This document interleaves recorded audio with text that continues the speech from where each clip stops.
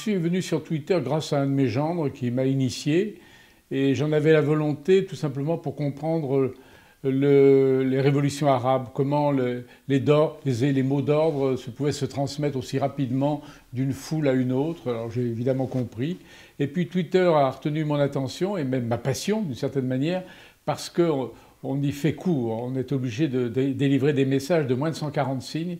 Donc obligation de comprimer son style et d'exprimer sa pensée ou son sentiment dans le minimum de mots mais avec le plus de clarté possible.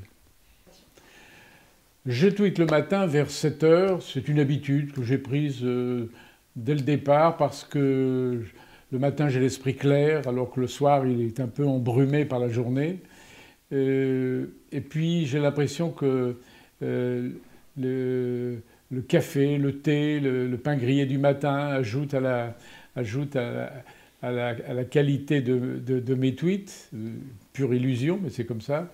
Et puis il me semble que mes abonnés sont plus réceptibles à ce que j'écris le matin aussi que le soir.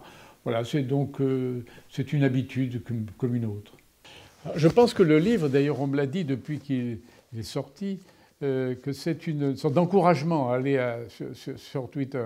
Parce que les gens, au fond, sont un peu intrigués. Ceux qui ne connaissent pas du tout ce réseau sont intrigués par Alors ils pensent d'ailleurs que tous les tweets sont faits comme ça, de maximes, d'apophthegmes. Tout n'est pas comme ça.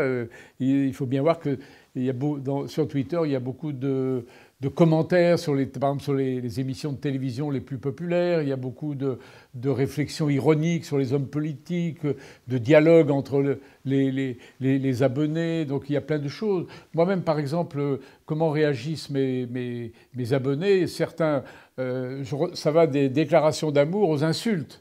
Alors heureusement qu'il y a, en règle générale, c'est plutôt c'est ce que j'apprécie le plus, des commentaires sur apporter un surcroît d'informations, faire un commentaire amusant ou humoristique, apporter une autre évocation. D'ailleurs, dans le livre, je cite 2 ou 3 tweets que j'ai reçus en réponse aux miens et que j'ai choisi d'inclure dans mon livre par admiration pour ces gens-là.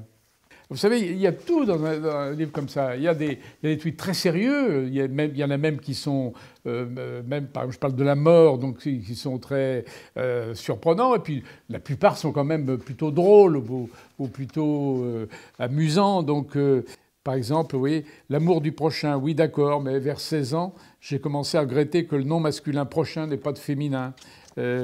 J'aime beaucoup, par exemple, les baisers. Elle embrassait comme si chaque fois elle vous accordait son dernier souffle. Ce n'est que plus tard qu'on sait si le premier baiser sur la bouche a été une excursion, une exploration ou une expédition.